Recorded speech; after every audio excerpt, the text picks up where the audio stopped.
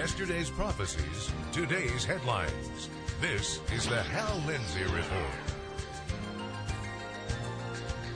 And now, Hal Lindsey. Good evening and welcome to this edition of the Hal Lindsey Report. In the last few weeks, I've been emphasizing to you that it's more important to watch what someone does than it is to believe what they say. Tonight's report will further illustrate the wisdom of that warning. I told you a few weeks ago about the critical military equipment, spare parts, and fuel supplies that had been authorized by the Bush administration to give to Israel in 2007 and 2008, but frozen when the new administration took power in January 2009. 2 weeks ago, I told you about the charm offensive being staged by the White House in an effort to win back the American Jewish campaign contributors that the Democrat Party had lost. American Jews have become quite disenchanted with the treatment Israel has received at the hands of the Obama administration. Coincidentally, this month, the administration approved an Israeli request for military aviation and diesel fuel. The sale is worth some $2 billion. In a statement, the Pentagon's Defense Security Cooperation Agency noted, "This proposed sale will contribute to the foreign policy and national security of the United States by helping to improve the security of a friendly country which has been and continues to be an important force for political stability and economic progress in the Middle East." Now, at first reading, that sounds like we're covering Israel's back and we're going to take care of our ally.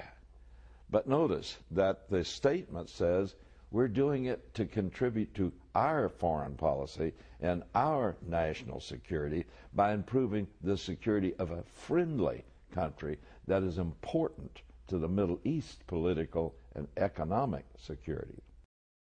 Our relationship doesn't sound so cozy anymore to Israel, does it? I don't know about you, but to me, that sounds a little bit selfish on our part. What's more, this is the first new Israeli military request that the Obama administration has approved since taking office. Earlier this year, the Democratic-controlled Congress began pressing the White House to approve Israeli military requests. Between the Congress and the dwindling campaign treasury of the Democratic Party, it appears the White House has finally gotten the message.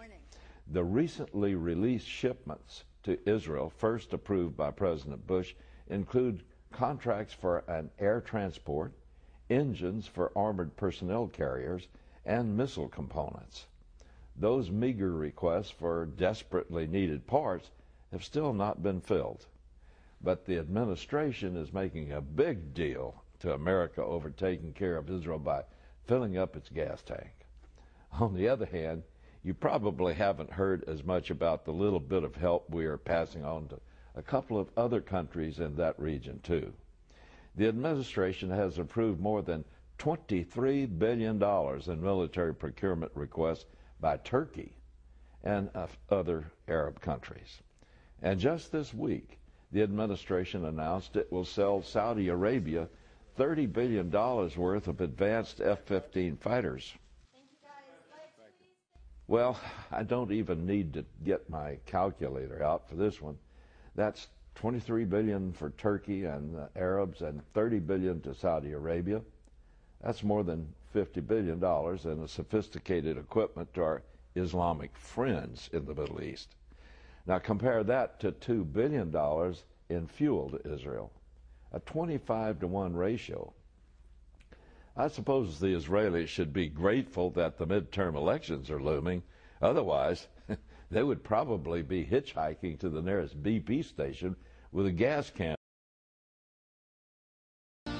You've been watching the Hal Lindsey Report. To support this program, send your tax-deductible gift to Hal Lindsey Media Ministries, P.O. Box 470-470, Tulsa, Oklahoma 74147. You can also support this ministry online. Visit HalLindsey.com or call 1-888-RAPTURE.